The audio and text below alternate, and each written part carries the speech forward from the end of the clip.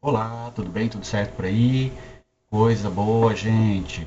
Gostaríamos de conversar hoje com você sobre a interpretação, ou entendendo um pouquinho a palavra evangelho. Muitas pessoas acham que a palavra evangelho surgiu apenas com a escrita do Novo Testamento. E na verdade a palavra evangelho já era usada antes do Novo Testamento. Bom, nós sabemos que o evangelho ele foi no Novo Testamento teve a conotação de proclamar, né, de forma oral, o nascimento, a crucificação, a morte e a ressurreição de Jesus Cristo, né? Um reino davídico, alguém que seria ungido por Deus, uma promessa do Antigo Testamento que se cumpriria na pessoa de Jesus.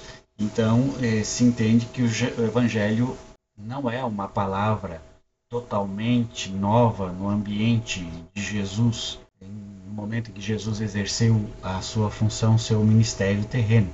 A palavra era também usada em relatórios de vitórias militares. Vou ler para você aqui uma das vitórias. Então, nós podemos ver um exemplo de Licurgo, um oficial ateniense que viveu lá entre 390 a.C. a 324 a.C. Acusa um certo Leocrates de traição e abandonar Atenas durante a batalha de Chaironeia, em 338 a.C. E depois, ao chegar em segurança em Rhodes, anunciando o desaparecimento da grande cidade como se estivesse fazendo conhecida a notícia de um grande sucesso. E aí ele escreve a palavra como evangelizar. Então nós podemos perceber aí que essa palavra evangelho, evangelizar, evangelhos já era usada antes de serem usadas no Novo Testamento. Isso é muito importante a gente entender. Além da vertente greco-romana, a tradição religiosa judaica, principalmente os Salmos e, sobretudo, Isaías, já usavam essa palavra para descrever a ação do Senhor.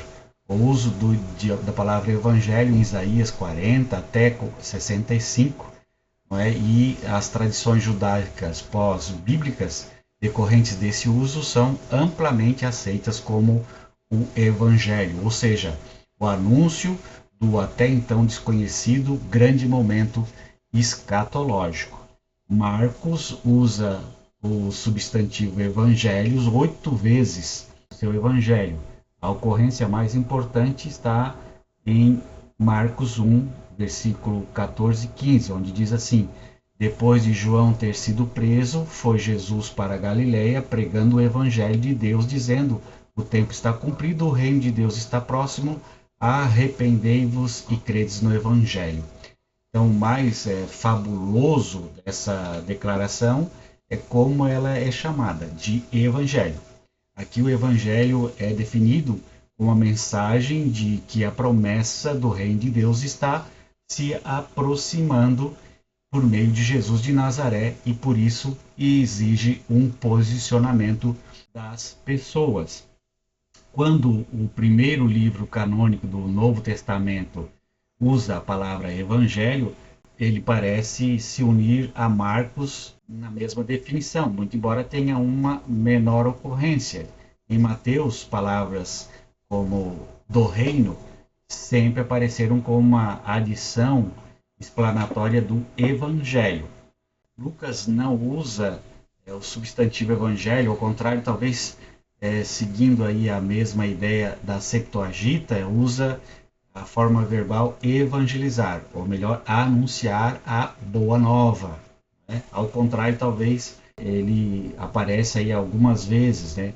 Em Lucas 1,19, Lucas 2,10, Lucas 3,18, Lucas 4,18, 4,43, 7,22, 8,1, Lucas 9,6, 16,16 e 21.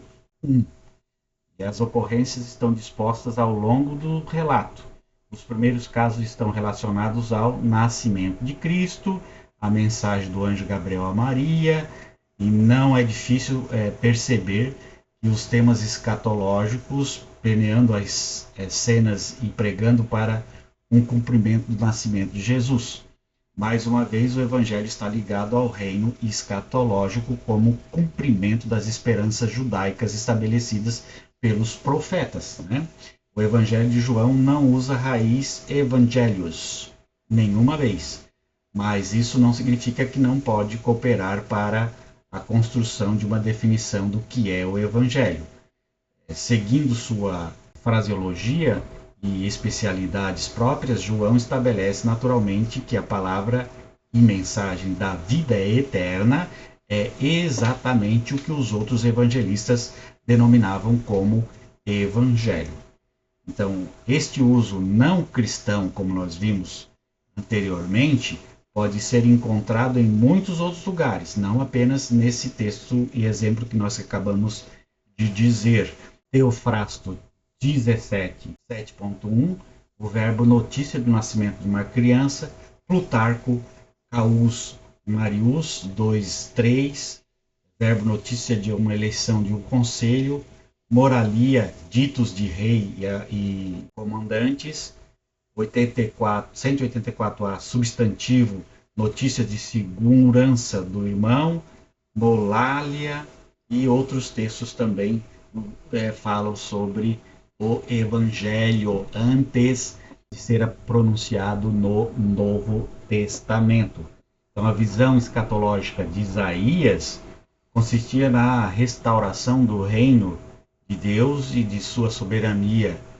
Não é à toa que na leitura da Septuaginta, lá entre o capítulo 40 a 66 de Isaías, as visões são chamadas de 6 vezes de evangelho. Isto é, o verbo evangelizar e suas flexões, desde a proclamação das boas novas da salvação, passando pela restauração do povo de Deus, indo até a simples anunciação do Deus que reina. Este belo mural de esperança e evocado continuamente nos evangelhos, via de referência dos evangelistas e delineando no ministério de Jesus com suas pinceladas. Muito bem, continuando, não é? A palavra evangelho ou evangelhos estão aí relacionadas à escatologia, não é? A promessa da vinda de Jesus, o reino futuro, o poder, a proclamação. O evangelho é, então, a proclamação da história do Filho de Deus, de Jesus de Nazaré, o qual veio com poder de espírito pregar, estabelecer um governo de Deus, seu reino, como cumprimento das promessas de Deus, feitas por Deus no passado, redimindo o homem dos pecados, iniciando uma nova e conduzindo a história ao próprio objetivo. Então, podemos ver aí que no Novo Testamento se constrói aí o conceito de evangelho como sendo Jesus efetuando o retorno esperado do próprio Deus como rei no poder do Espírito, trazendo o seu povo de volta do exílio para a verdadeira terra prometida da nova criação, perdoando seus pecados e cumprindo todas as promessas de Deus e as esperanças do seu povo. O Mestre e seus apóstolos pregavam todos esses conceitos, promessas, esperanças e poderes e compactaram em uma única palavra. Qual é a palavra? Evangelho. Depois de um tempo da proclamação do Evangelho ser feita através da forma oral, se estabeleceu a necessidade de fazer com que o Evangelho se tornasse na forma escrita. Mas qual a escolha do formato literário que eles iam fazer? A princípio se tinha a ideia de que o Evangelho era sui generis, era uma coisa só do Novo Testamento. Mas isso foi aos poucos sendo desvendado de maneira muito especial pela crítica da redação, né? Essa forma nova de estudar os textos bíblicos, lá pelos anos 50, né? A classificação dos evangelhos como aretologia surgiu mais ou menos nessa época. Então, alguns estudos fizeram ligações com a biografia popular greco-romana.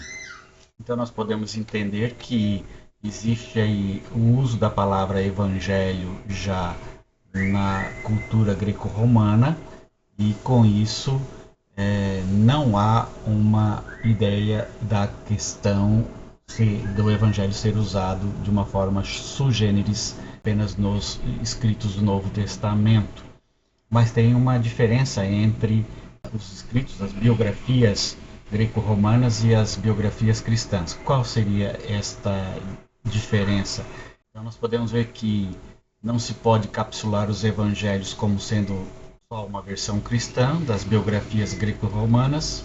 Estas tinham seus autores claramente nomeados e reconhecidos, enquanto os evangelhos não. Apenas Atos e Lucas apresentam essa característica, todos os outros são anônimos, né? Outra dessemelhança aparece quando se concentra nos destinatários dos evangelhos. Foram escritos para as comunidades cristãs e não para um público completamente indistinto. Então havia uma distinção. Para quem foi escrito o evangelho? Para o povo escolhido.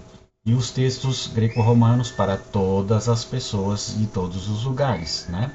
Então, muito mais do que virtude dos feitos realizados pelos autores do possível evangelho, os evangelhos cristãos, né, a palavra evangelho nos textos cristãos, ele é muito mais do que uma virtude, ele é uma proclamação de uma escatologia.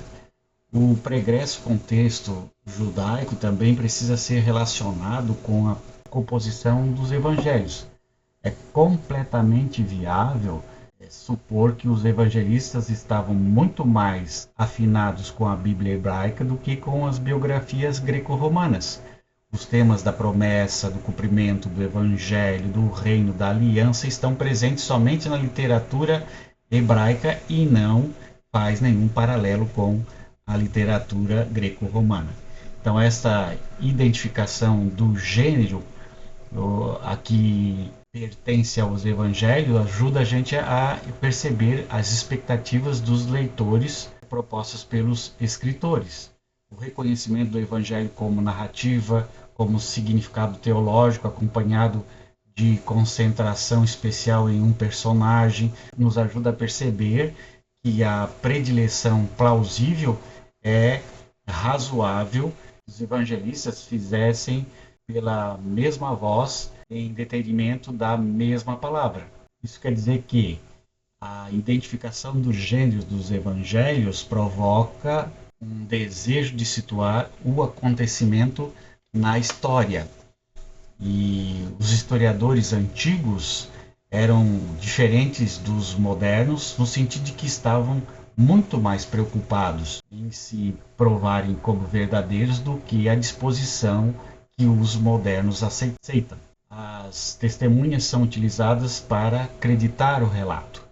O público é importante e, na verdade, nos debates públicos que o caráter do mestre é construído, o objetivo das biografias ficava comprometido caso a historicidade do relato não fosse claramente comprovada. Então, no caso dos evangelhos, isso é muito mais importante do que os textos greco-romanos. Eles foram escritos para seguidores, para que se aprendesse sobre o seu senhor e seu mestre, a verdade de seus ensinos precisava estar clara, do contrário, o seu propósito seria comprometido. Então, a mensagem da salvação é uma narrativa histórica. Então, o que são os evangelhos? Os evangelhos são narrativas históricas, biográficas, teológicas que revelam o significado da vida, da morte e da ressurreição de Jesus de Nazaré, que no poder do Espírito Santo veio restaurar o reino de Deus. Essa é a visão da cristologia. Então nós podemos ver que para estudarmos um texto bíblico, os evangelhos, é preciso obedecer alguns passos científicos, como ver o que está atrás do texto, o que está nos textos e o que está na frente do texto. Isso quer dizer que as questões que subjazem o texto é muito importante. A história, a cultura, as vivências dos autores humanos, as intenções de seus escritos, por outro lado, também é importante no texto. Então, tudo isso é importante para a gente fazer uma boa leitura crítica do texto.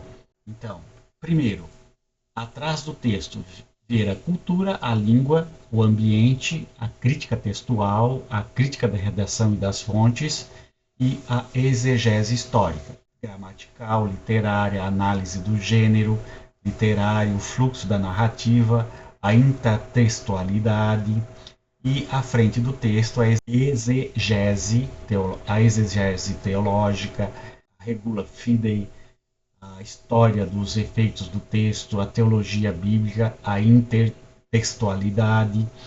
Então, qualquer descuido ou desejo de transpor qualquer um desses passos para chegar mais rápido, mais facilmente ao estudo, pode trazer resultados desastrosos no estudo dos textos bíblicos.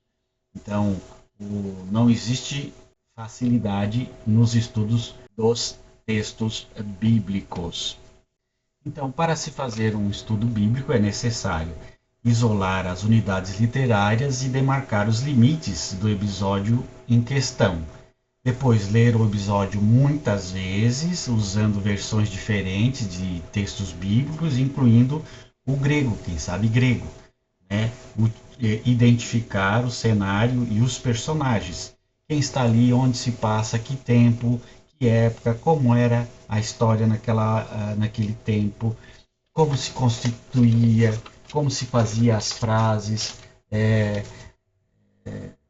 as ideias que se repetia, as relações de causa e efeito. Então é muito importante isolar cenas ou atos diferentes dentro de um mesmo ciclo, análise dos pontos marcantes da narrativa, o clímax, a resolução, as ações, os ensinos consequentes. Então há muita coisa que se fazer para se fazer uma boa exegese, uma boa crítica literária dos textos bíblicos.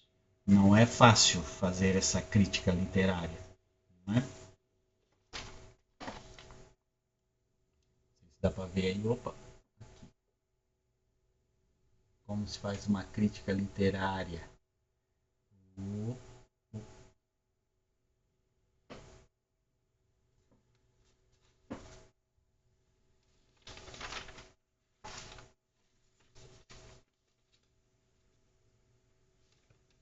Muito bem, gente. Um abraço, tchau. É isso aí.